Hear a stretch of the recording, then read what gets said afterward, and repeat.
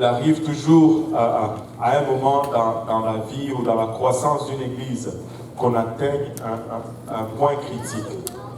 Tout le monde dit point critique. Point critique. Point critique ou point tournant. Et nous allons parler vraiment de points critiques pour les prochains 3 ou 4 jours. Amen.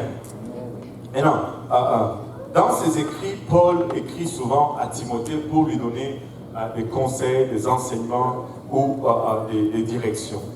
Et dans un moment très particulier, il lui écrit suis-moi comme je suis Christ. Suis-moi comme je suis en train de suivre Christ. Mais c'est très rarement que tu vas voir Paul écrire de cette façon. Parce que je ne crois pas que Paul était une personne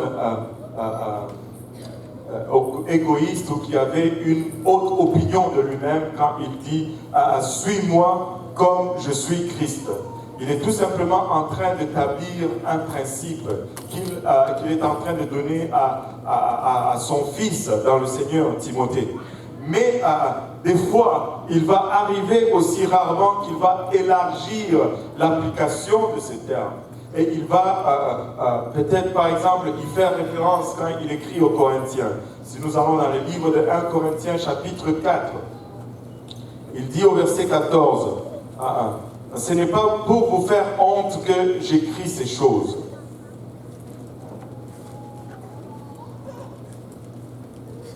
Il dit, ce n'est pas pour vous faire honte que j'écris ces choses.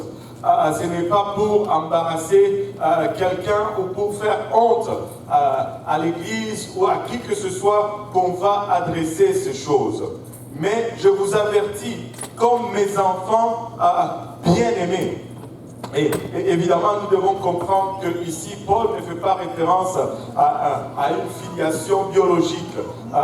C'était des enfants en Christ, des enfants spirituels, bien entendu. Et il dit, je vous avertis comme mes enfants bien-aimés, car quand vous auriez 10 000 maîtres en Christ, au verset 15, car quand vous auriez 10 000 maîtres en Christ, qu'est-ce que Paul est en train de dire ici? Beaucoup de personnes peuvent enseigner la parole de Dieu. Beaucoup de personnes peuvent prêcher la parole de Dieu. Plusieurs personnes peuvent vous enseigner. Plusieurs personnes peuvent vous prêcher la parole de Dieu. Mais vous aurez toujours un seul Père en Christ. Vous aurez toujours un seul Père spirituel. Plusieurs peuvent vous enseigner. Plusieurs peuvent influencer votre vie. Mais il y aura une personne qui va être votre Père spirituel. Vous n'avez cependant pas plusieurs pères, il nous dit. Vous n'avez pas plusieurs pères. Puisque c'est moi qui vous ai engendré en Jésus-Christ par l'Évangile. Et je ne pense pas que Paul est en train d'être prétentieux ici.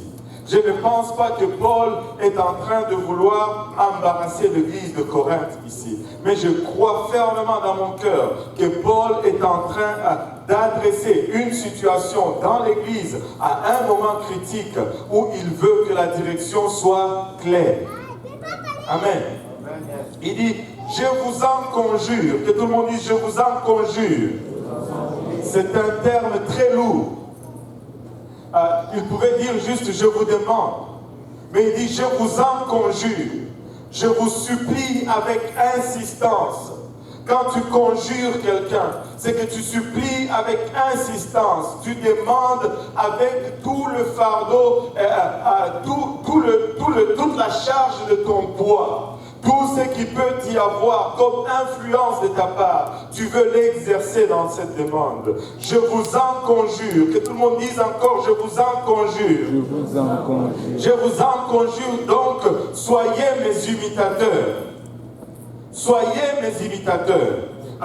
Paul ne le dit pas souvent, mais dans ce cas particulier, il est en train de leur dire, suivez-moi. Suivez-moi. Et je ne pense pas qu'il le fait par prétention. Et je crois et je ressens fortement dans mon esprit que l'Esprit est en train de m'impressionner, de vous dire aujourd'hui, suivez-moi. Suivez-moi. Et je sens que ces pasteurs qui sont assis ici sur ces chaises sont en train de vous dire, suivez-nous. Suivez-nous. Nous vous en conjurons, suivez-nous. Suivez votre dirigeant. Vous n'avez pas plusieurs pères. Suivez votre dirigeant. Voyez ce qu'il y a dans son cœur. Voyez c'est quoi sa vision. Voyez c'est quoi ses pensées. Et s'il vous plaît, suivez ces hommes. Suivez leur direction. Nous vous en conjurons encore une fois. S'il vous plaît, suivez la direction. Au fait, si tu regardes, plusieurs personnes ne désirent pas vraiment avoir un pasteur. Je sais que je vais choquer plusieurs personnes aujourd'hui, mais c'est ce que l'Esprit me donne à délivrer à l'Église. Plusieurs personnes ne veulent pas vraiment avoir un pasteur. Un pasteur, ce n'est pas un conseiller. Un pasteur, ce n'est pas un entraîneur. Ce n'est pas quelqu'un que tu vas voir qui va te donner plusieurs options dans lesquelles tu vas choisir.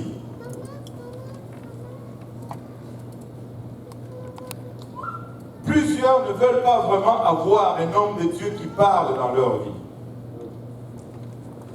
Un pasteur, c'est un homme de Dieu qui parle dans ta vie et qui s'attend que tu lui obéisses. Amen. C'est déjà bon. On 5 amen. Qui s'attend que tu lui obéisses. Un pasteur n'est pas un coach ou un entraîneur avec qui tu vas discuter le plan de match. Ou qui va proposer une solution. Si ça ne marche pas, on essaye une autre. Non, les pasteurs sont une race différente.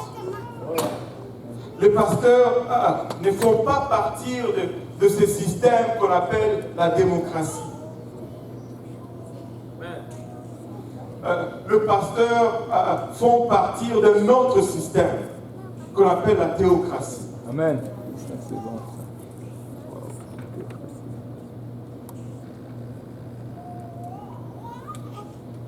Quand un pasteur parle et qu'il te donne une parole de la part de Dieu, je ne veux pas dire et je n'ai pas la prétention que c'est un homme infaillible. Un pasteur n'est pas infaillible. Mais il parle d'une parole. Il parle à partir d'une parole qui est infaillible. Car la parole de Dieu est infaillible. Amen. Il parle de la parole de Dieu et la parole de Dieu est infaillible. Et quand tu viens à un point où tu vas consulter Dieu et qu'il te donne une réponse, tu n'as pas 15 options pour cette réponse. Tu n'as pas 36 000 options pour la réponse. Tu ne peux pas avoir 15 choix avec Dieu. Quand Dieu parle dans ta vie et qu'il te donne une direction, tu n'as que 2 options. Ou tu l'acceptes ou tu le refuses. Il n'y a pas 3e, 4e, 5e option. Ou bien tu l'acceptes ou bien tu le refuses. Mais très souvent les gens vont venir nous voir, mes frères, mais ils veulent 15 000 options. Ils veulent, si on essaye ça, ben, ça ne va pas. Non, non, non. Quand Dieu parle dans ta vie, la direction est claire. Ou bien tu le prends, ou bien tu ne le prends pas.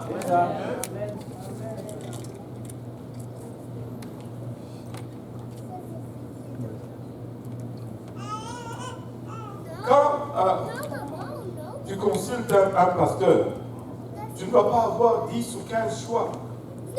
Comme quand tu vas voir un conseiller financier, il va te présenter plusieurs plans, plusieurs véhicules d'investissement. Ce n'est pas pareil. Si tu fais partir de l'Église de Dieu et que Dieu parle au pasteur et donne une direction, tu n'as que 2 choix. L'accepter ou le rejeter. Hein?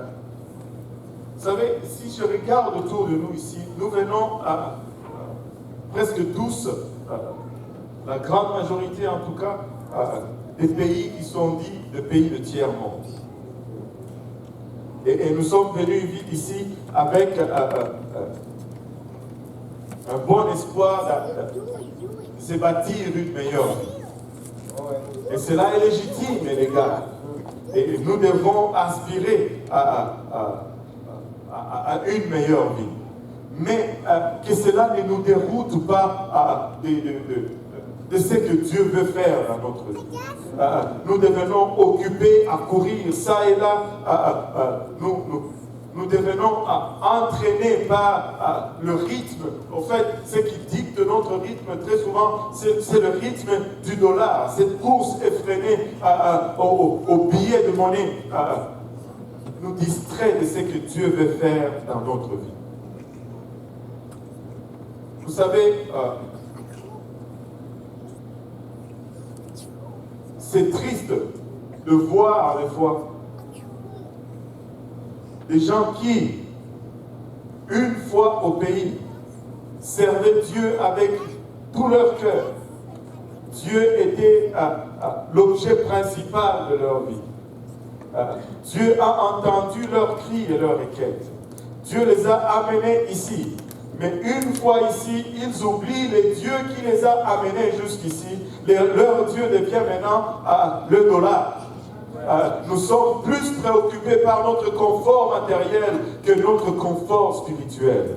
Nous sommes plus préoccupés par à rencontrer nos besoins matériels que nos besoins spirituels. Nous devons faire une analyse de notre vie et de la course de notre vie. Notre réussite n'est pas définie par le diplôme ou le compte en banque ou le titre qu'on occupe. Notre réussite est définie par le fait de trouver la volonté de Dieu dans notre vie et de vivre pleinement cette volonté. C'est ce qui définit si tu as réussi ta vie ou tu as échoué. Si tu n'as pas trouvé la volonté de Dieu, ou si tu passes à côté de la volonté de Dieu dans ta vie, écoute mon frère, écoute ma soeur, peu importe la grandeur de la maison et le nombre de chambres là-dedans, peu importe le nombre de voitures et la grosseur de ces voitures stationnées à l'avant de cette maison, tu as échoué ta vie. Tu as échoué ta vie. Tu as échoué ta vie. Que la chose essentielle reste l'essentiel. Que ce qui est essentiel demeure essentiel. Vous savez, Dieu nous a fait venir de part et d'autre. Et moi, je sais que c'est pour un plan et pour un but qui est plus grand que nous-mêmes. Ce plan et ce but est plus grand que moi et plus grand que toi. Nous ne sommes que des outils dans le plan de Dieu. Mais savez-vous quoi? C'est un privilège et un honneur que d'être un outil dans le plan de Dieu. Dans le plan de Dieu, c'est un privilège que d'être là. Maintenant, vous savez, ça c'est juste moi. Dans ma pensée humaine, je devrais peut-être dire, je ne sais pas si c'est vraiment spirituel, mais je me dis toujours que nous avons, probablement, je n'ai pas d'autre meilleur terme pour le formuler, nous avons une dette spirituelle vis-à-vis de ce monde occidental. Il y en a qui ne vont pas être tout à fait d'accord avec moi, mais ce n'est pas grave. Ils sont venus, ils ont colonisé l'Afrique. Avec, vous pouvez clamer tout le mal que vous voulez, mais ils nous ont néanmoins apporté quelque chose de très précieux qui est la parole. Amen. Et nous ne pouvons pas négliger cela, nous ne pouvons pas passer à côté de cela. Nous étions dans les ténèbres, adorant des idoles, des choses démoniaques et sataniques vouées au culte de nos ancêtres et de nos parents. Mais aujourd'hui, nous connaissons le seul et unique vrai Dieu.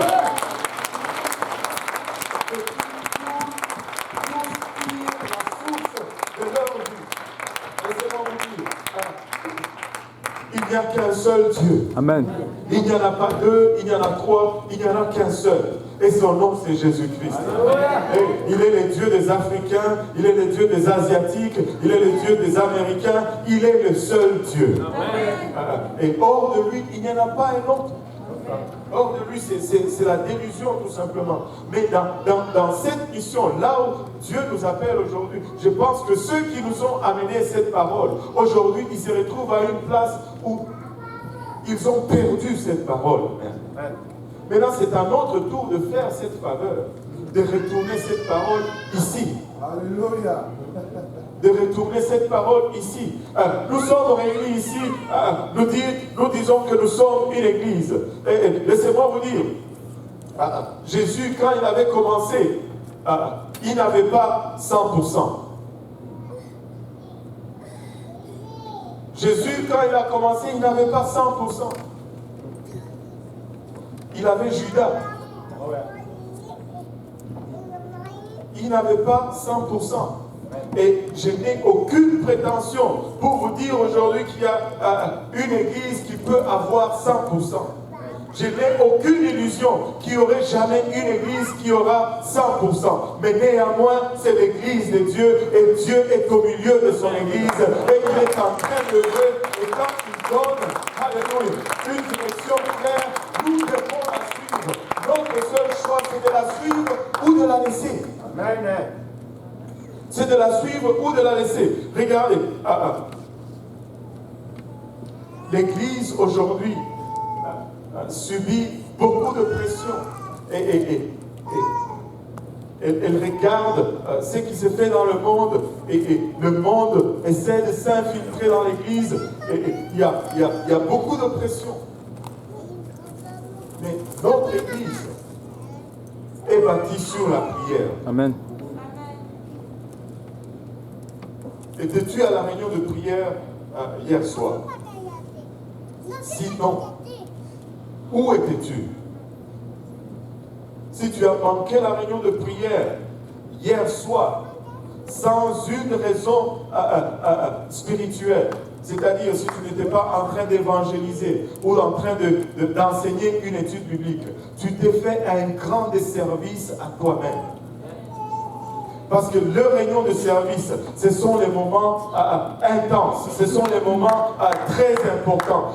Nous ne pouvons rien faire sans la prière. Nous ne pouvons rien accomplir dans le monde spirituel sans la prière. Et nous devons d'être là samedi soir, de mettre notre épaule à la charrue et de porter la charge tout le monde. Parce que ce que nous ressentons dimanche après dimanche en ces lieux, on y donne naissance le samedi soir dans la prière et l'intercession. S'il n'y a pas de prière samedi soir, on va venir ici et ça va être une autre église morte comme toutes les autres églises de la ville. On va revenir ici et ressortir sans ressentir la présence de Dieu. Et nous ne pouvons rien faire sans la présence de Dieu. Et cette présence de Dieu, nous ne pouvons la voir, nous ne pouvons que la faire venir par la prière. Par la prière. Étais-tu à la réunion de prière hier soir? Sinon, où est-ce que tu étais? Où est-ce que tu étais? Écoutez, je ne veux pas manquer une réunion de prière juste pour une activité charnelle. Je vais repousser cette activité. Si tu veux mon service, tu vas l'avoir après la réunion de prière. Que la chose importante reste importante. Et si nous ne faisons pas attention, vous savez, nous évangélisons. Les gens rentrent dans l'église. Il y en a ceux qui sont dans l'église, ça fait 157 ans. Il y en a d'autres qui sont là, ça fait seulement 7 jours. Et tu peux voir la différence. Mais dans une église, lorsque nous commençons à voir plus de gens de 7 jours que plus de gens de 157 ans, il y a un débalancement qui se fait. Il y a une urgence qui s'impose. Il faut que ceux qui rentrent grandissent vite. Il faut que ceux qui rentrent maturent vite. Il faut que ceux qui sont là arrêtent de faire le bébé et deviennent matures afin de tilter la balance de l'autre côté. Parce que nous ne voulons pas que le monde pèse plus lourd que l'église dans la maison de Dieu. Écoutez, a toujours un point critique dans la vie de chaque Église. Et ce point critique se trouve dans tous les différents aspects de l'Église. Et je crois fermement que nous sommes dans un point critique.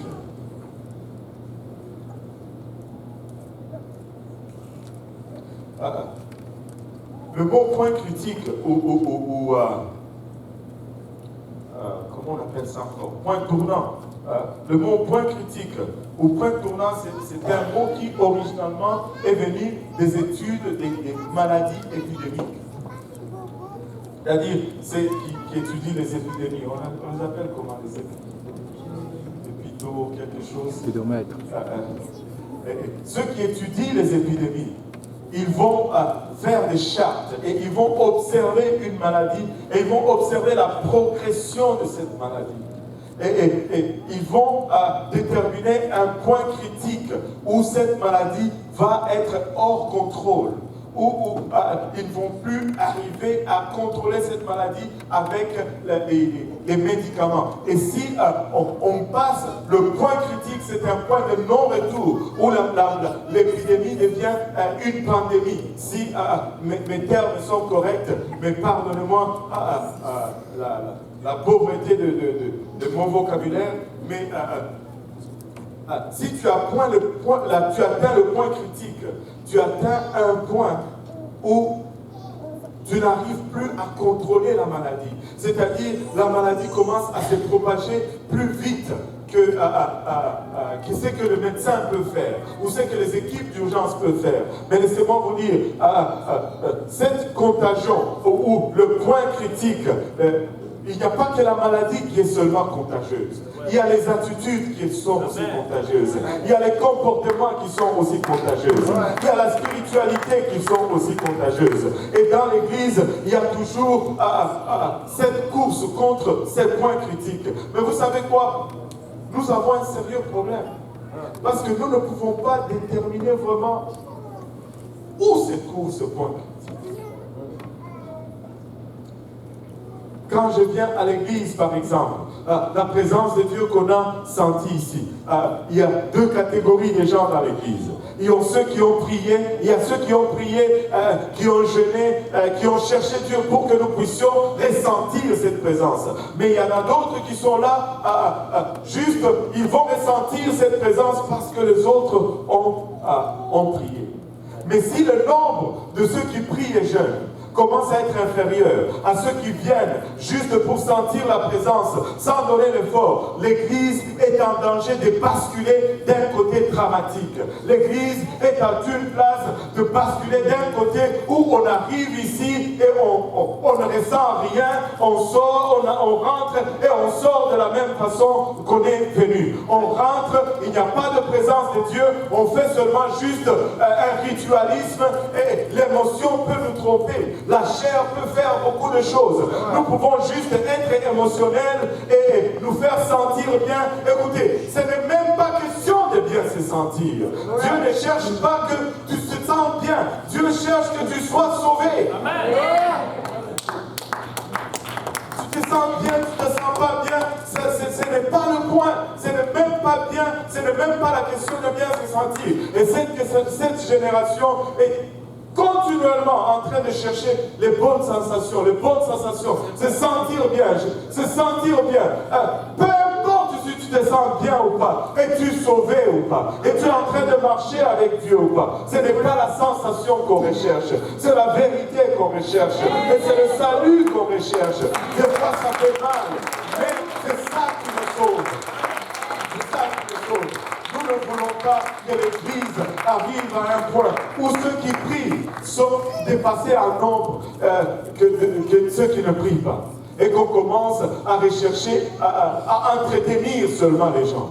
Et qu'on commence à être là, à aller juste dans des chorégraphies vides, dans lesquelles il n'y a pas de présence de Dieu. Je ne désire pas une telle église, je ne désire pas une telle chose. Alléluia, si c'est comme ça, moi je ne suis pas dedans, je suis parti. Si je viens à ces lieux, je veux voir la présence de Dieu. Je veux sentir la présence de Dieu. Je ne peux pas venir ici et juste repartir avec mes problèmes. Je veux venir ici et que Dieu les touche, et que Dieu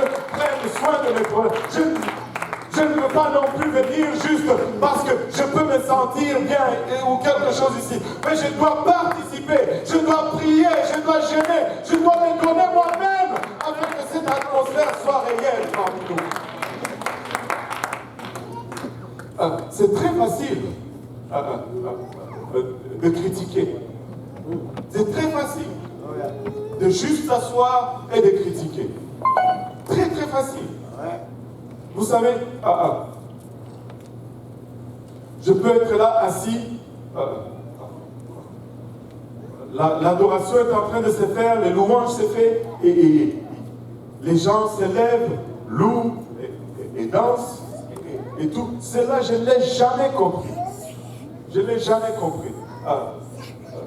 Les gens louent, dansent, et adorent Dieu, ils sont partis.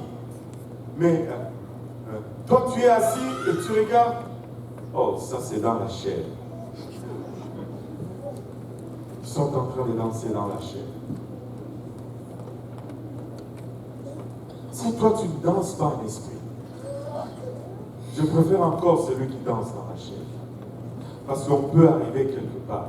On a déjà fait un pas. On est déjà en train de danser. Si c'est juste un ajustement à faire, on va le faire en cours de route. Mais je ne veux pas juste être une église spectatrice, une église assise.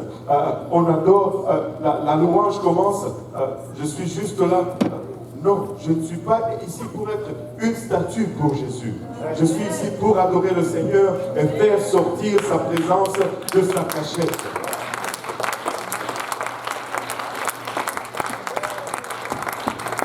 Vous savez, quand on atteint le point critique, les choses changent. Et dans certains cas, la nature des choses même change. Regardez par exemple l'eau, quand tu la chauffes, jusqu'à 99 degrés, c'est de l'eau. Mais quand tu passes à 100 degrés, ça devient de la vapeur. Et on appelle 100 degrés le point critique ou le point tournant pour l'eau en ébullition. Ça devient de la vapeur. Et quand on atteint un point critique, des fois, la nature change. Et nous ne voulons pas être cela. Nous ne voulons pas que la nature de l'Église change. Malheureusement, aujourd'hui, beaucoup de points critiques négatifs impactent la chrétienté. L'équilibre est brisé et penche vers la mondanité et la charnalité. L'équilibre est brisé et penche souvent vers l'apathie et la passivité, où on vient à l'église, on devient juste des chrétiens spectateurs. Au lieu d'adorer Dieu, on est plutôt les juges de l'adoration qui s'est fait vis-à-vis de Dieu. On penche vers la mondanité. Beaucoup d'églises aujourd'hui sont vides de la présence de Dieu. S'ils ont quelques moyens financiers ou matériels, ils vont utiliser des effets sonores, des technologies de projection et de lumière pour combler ou pallier à cette présence. Mais nous voulons avoir la présence de Dieu. Amen. Et la majorité des églises en Amérique du Nord tendent vers la mondanité. Et elles tendent vers cette apathie. Elles tendent vers cette charnalité.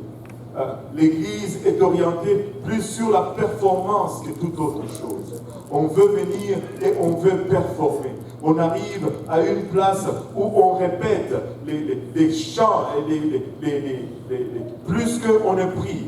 On arrive à une place où on recherche la performance plus que l'onction de Dieu. Écoutez, nous n'allons pas toucher ce monde avec la performance. Nous allons toucher ce monde avec l'onction de Dieu. Nous ne devons pas arriver à ce point critique où le monde devient toujours dans l'église. Qui suis-je? De quel côté suis-je? Est-ce que suis-je de ces nombres qui font pencher la balance vers la spiritualité ou la consécration? Ou suis-je un de ceux qui font pencher la balance vers l'apathie ou la mondanité ou ces choses. Nous sommes à un point où nous devons nous poser cette question.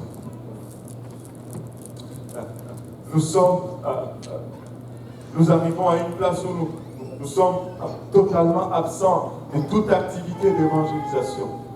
Vous savez, l'Église, c'est pour gagner les âmes. L'Église, c'est pour gagner les âmes. C'est tout. Il n'y a pas autre chose. C'est pour gagner les âmes. C'est pour faire que les gens qui vont à l'enfer n'aillent pas à l'enfer. C'est ça la mission de l'Église. Il n'y a pas une autre mission. L'Église, ce n'est pas pour donner des shows et des spectacles. L'Église, ce n'est pas pour améliorer nos finances. L'Église, c'est pour sauver les âmes. Amen. Et c'est tout. Il n'y a pas d'autre ambition, il n'y a pas d'autre projet que pour sauver les âmes. C'est pourquoi nous enseignons ces études bibliques. C'est pourquoi nous visitons ces maisons. C'est pourquoi en toute occasion nous partageons cette parole. C'est pour gagner les âmes. Il n'y a pas autre chose à chercher dans l'Église. C'est pour gagner les âmes. Maintenant, nous pouvons regarder toutes ces choses et regarder notre Église et dire que nous sommes une Église apostolique. Nous sommes à l'abri de cela. Nous sommes à l'abri de cela. Vous vous trompez. Nous ne sommes pas à l'abri de cela. Cette Église, comme toute autre Église, cette entité, comme toute autre entité, elle a un point critique. Aussi, nous ne faisons pas attention et que nous atteignons ces points critiques, on va basculer dans le côté de la mondanité. Maintenant, il y a une étude très intéressante. Si vous voulez googler ça, vous pouvez googler. Ça parle de la déité moraliste et thérapeutique.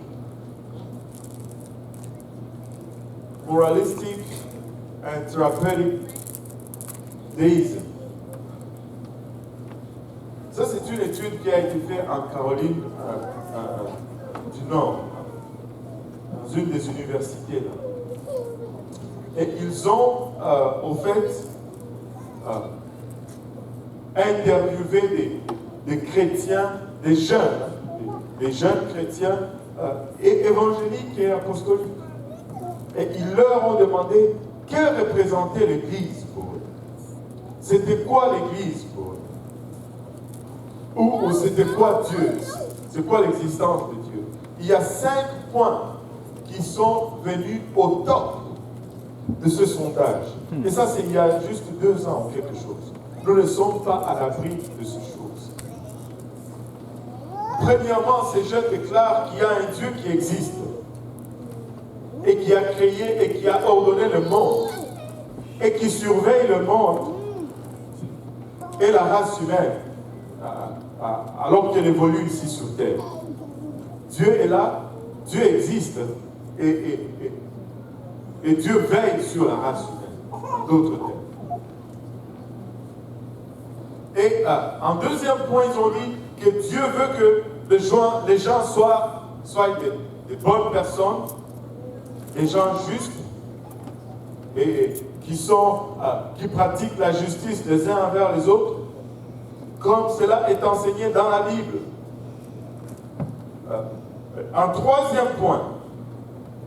Maintenant, écoutez ceci. Il dit que le point central ou le but principal dans la vie, c'est d'être heureux et de se sentir bien à propos de soi-même. Ça, ce ne sont pas des humanistes qui ne croient pas en Dieu. Ça, ce sont des jeunes évangélistes. Évangéliques, je devais dire. Des jeunes soi-disant apostoliques qui disent que le but central dans la vie, c'est d'être heureux et de se sentir bien au sujet de soi-même. Là n'est pas le but tout à fait.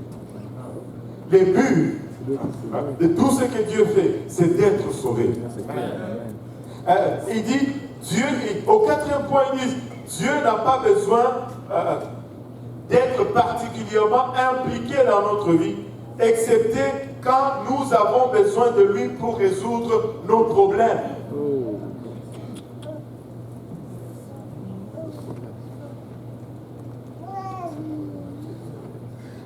Et ils disent que les bonnes personnes, quand ils meurent, ils vont au ciel. Et c'est là qu'ils finissent leur vie. Et cette entrevue a été faite. Ils ont interviewé plus de 3000 jeunes évangéliques, apostoliques.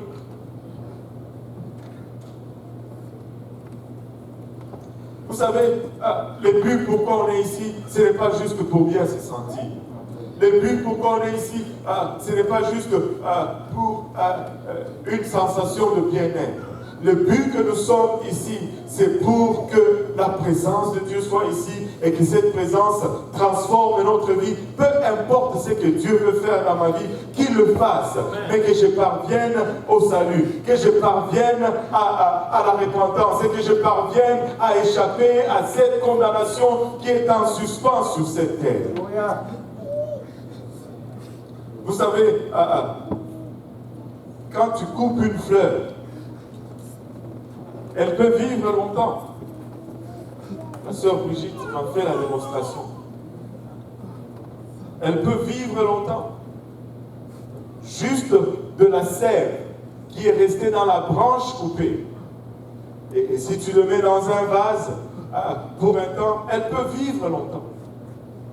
Sans être connectée à la racine. Elle va vivre pour un temps. Elle va paraître belle pour un temps.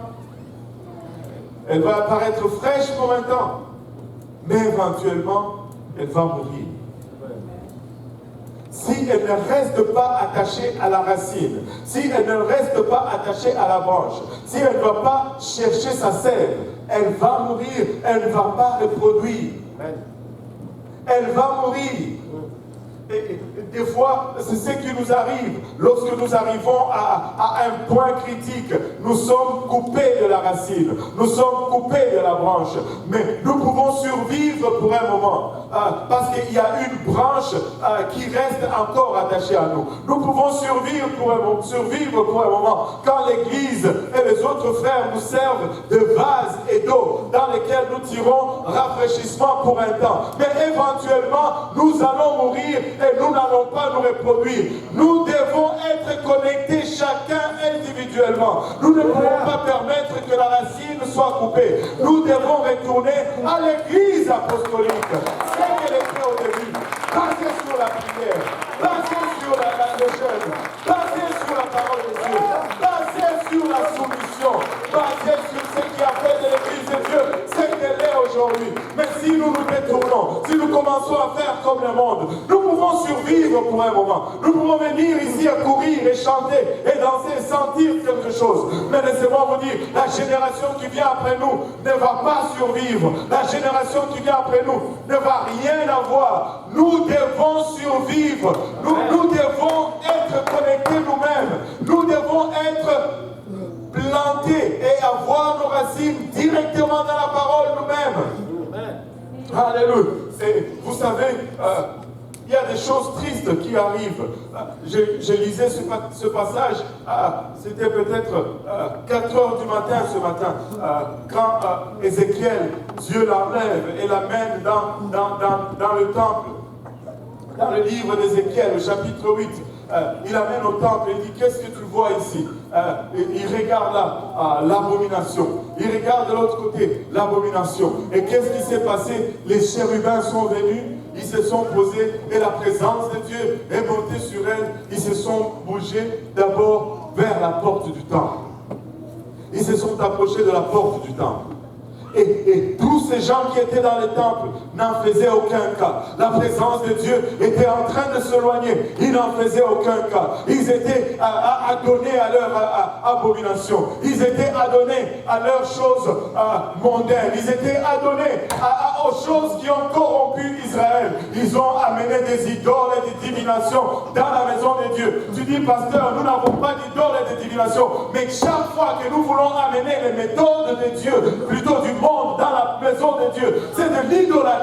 Chaque fois que nous voulons, alléluia, remplacer ce que Dieu veut par ce que le monde fait, c'est l'idolâtrie. Ça doit être dehors. Ça doit être dehors. Et si longtemps que moi je suis ici, je ne peux pas une telle chose. Nous devons être basés sur la prière. Nous devons être basés sur la prière. Nous devons être basés sur le jeûne. Et quand Dieu parle, nous suivons cette direction. Répandez-nous! La main de Dieu, répandez-vous! La main de Dieu, répandez-vous! L'église est faible, l'église est faible!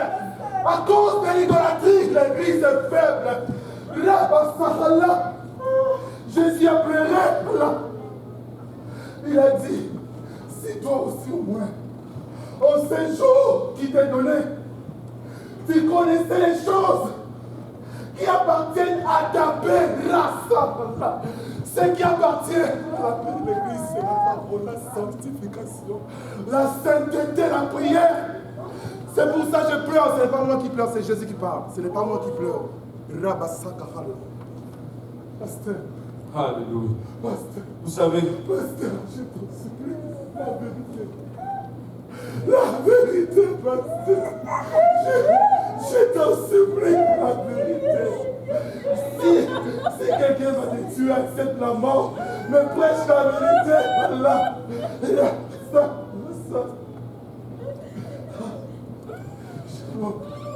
chaque génération doit payer le prix. Nous devons payer le prix. Nous devons payer le prix.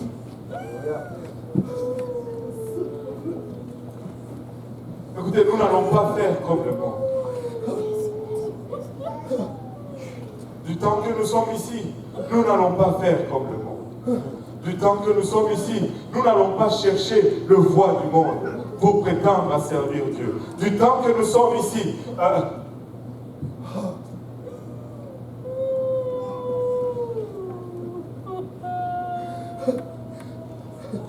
la dernière fois que j'ai vérifié, Dieu ne m'a pas demandé de comprendre.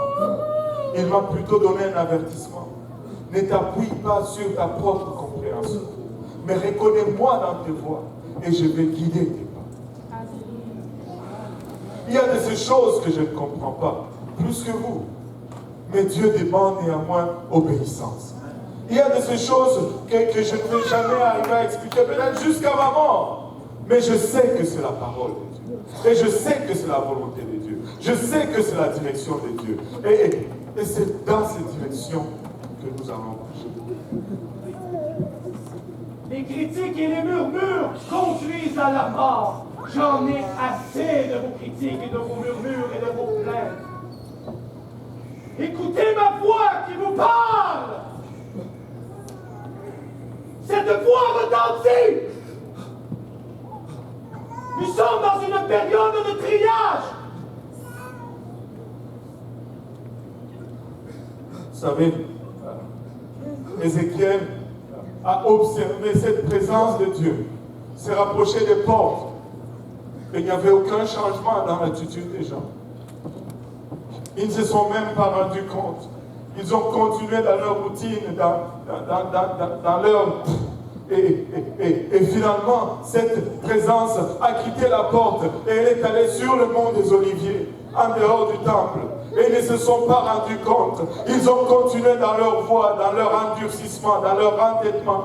Et finalement, cette présence a quitté littéralement le peuple juif. Et Ézéchiel l'a observé partir. Le point critique. Vous savez, nous pouvons être là, sous l'onction de quelqu'un d'autre, Nous pouvons être là, ressentir la présence de Dieu, parce que quelqu'un d'autre a prié, parce que quelqu'un d'autre a jeûné, et sortir d'ici en se sentant bien. Mais laissez-moi vous dire, Salomon, il était assis sur le trône, sur le prix que son père avait payé. Parce qu'il s'est lancé dans la... Comment on dit encore ça? Plusieurs femmes, dans la polygamie. Il s'est lancé dans la polygamie. Et dans le livre de Chroniques, plutôt dans le livre de Rois, 1 Roi, verset 11, chapitre 11, verset 11, l'Éternel dit à Salomon, puisque tu as agi de la sorte, et que tu n'as point observé mon alliance et mes lois que je t'avais prescrites, je déchirerai le royaume de dessus toi, et je le donnerai à ton serviteur. Mais regardez le verset 12, seulement je ne le ferai point pendant ta vie, à cause de quoi? Pas à cause de ton onction, à cause de David, ton père. C'est de la main de ton fils que je l'arracherai. Écoutez, si nous ne le consacrons pas, alléluia, peut-être que nous sommes en train juste de voler sur l'onction de quelqu'un d'autre. Et nous sommes vraiment debout sur les épaules des géants, des gens qui ont consacré leur vie pour cette église, des gens qui ont versé de leur sang, des gens qui ont été consumés par le cancer, pour que cette église soit debout, pour qu'il y ait un peuple au nom de Jésus-Christ dans cette ville, dans ces lieux. Nous sommes arrivés, nous avons, ces choses ne sont pas tombées juste comme ça. Il y a un temps, c'était un petit bois ici. Il y a un temps, ce n'était même pas ici. C'était quelque part sur Saint-Germain. Et il y a un temps, ce n'était même pas sur Saint-Germain. C'était quelque part sur Jean Talon. Et des gens qui sont morts dans leur bureau de pasteur, en train de prier un peuple à ton nom dans la ville de Québec, un peuple à ton nom plutôt dans la province de Québec, frappé par un cancer, un liquide coulant de leur visage avec un seau sur le bureau. Et on les a retrouvés morts. Et ils ont sacrifié leur vie pour cette église. Ils ont sacrifié leur famille pour que nous soyons ici. Nous ne pouvons pas jouer avec cela. Nous ne pouvons pas juste voir une direction et prétendre autre chose.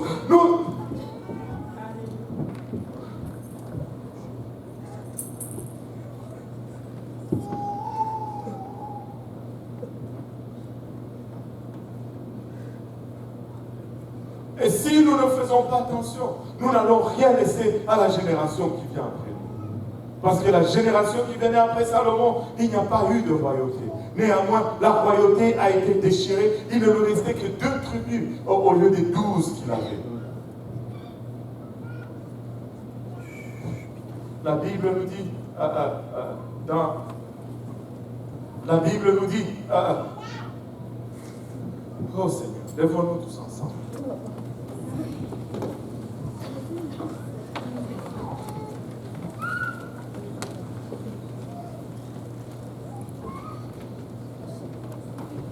Si nous pouvons venir pour un moment là.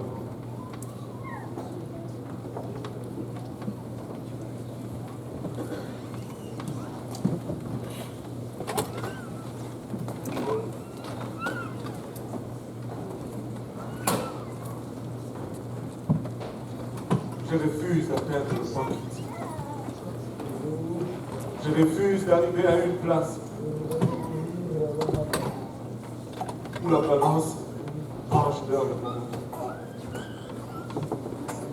Je refuse.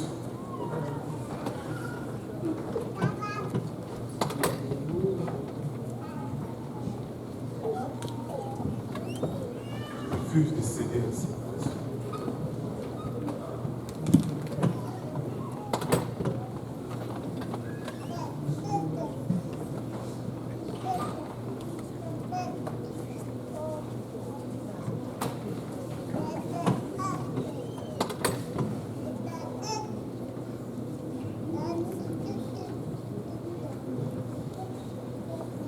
Je vous en conjure. Suivez-moi comme je suis de Christ. Ça, ce n'est pas ma prétention que je dis. Je vous en conjure, suivez vos dirigeants alors qu'ils sont en train de suivre Christ. Vous pouvez avoir plusieurs maîtres. Vous n'aurez qu'un seul Père.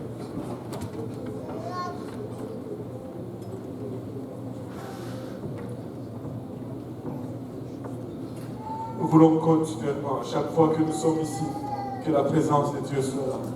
Nous voulons continuellement, à chaque fois que nous sommes ici,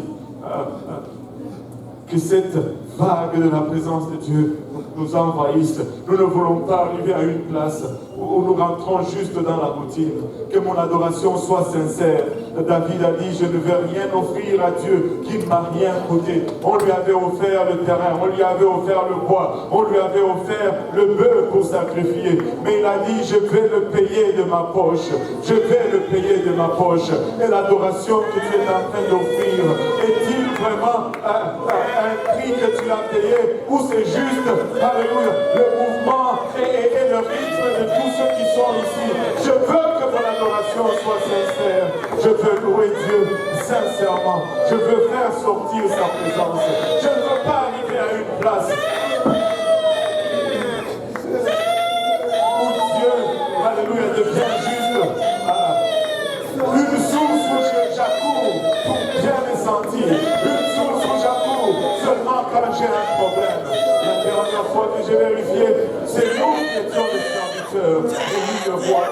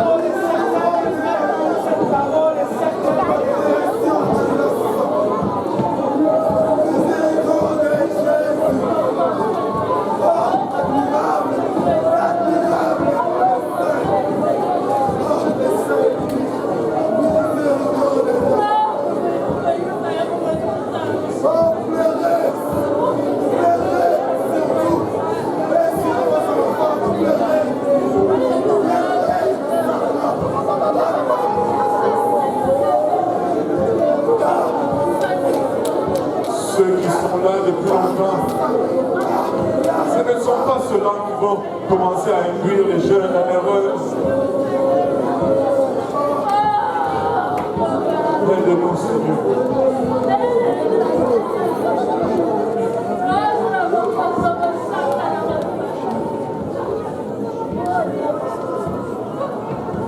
Aide-nous, Seigneur.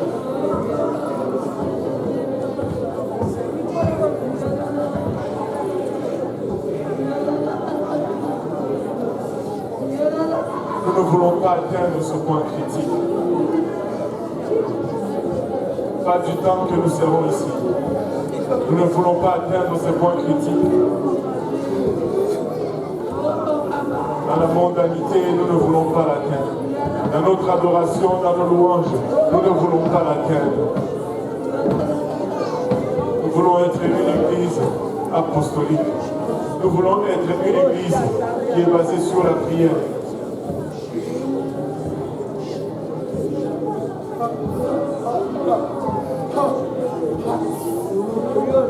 Alléluia. Gloire au nom de Jésus.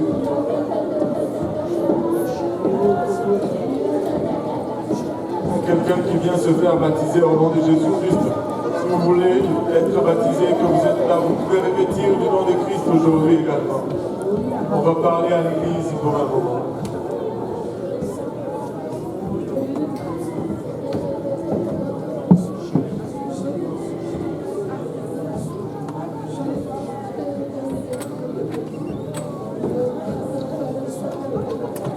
Aide-nous, Seigneur. Pas avec nous, Seigneur.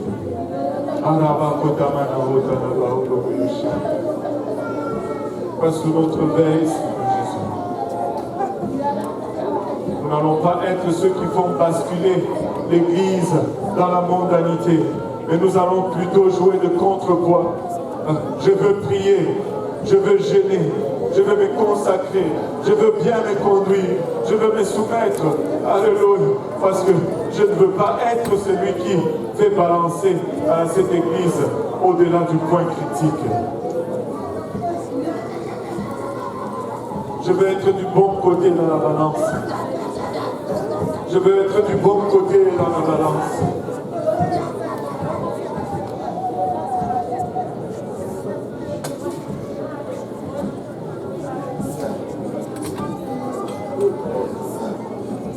Nous n'avons plus beaucoup de temps. Seigneur, reviens bientôt.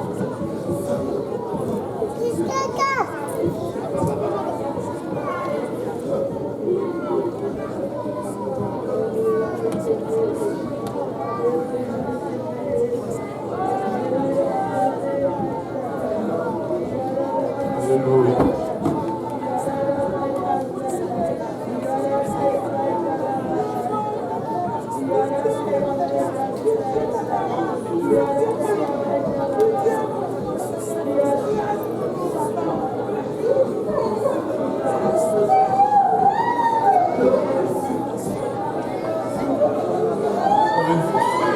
À chaque fois que tu argumentes avec la parole de Dieu, tu es perdant. Parce que tu fais toujours le moment sans pardon.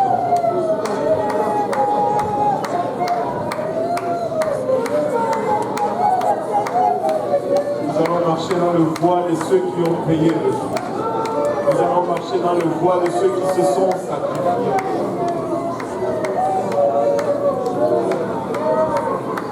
Nous allons suivre l'exemple de nos pères qui se sont dressés comme des saints et des saintes de Dieu. qui ont sacrifié de leur vie, de leur famille, de leurs finances, pour que nous soyons là aujourd'hui.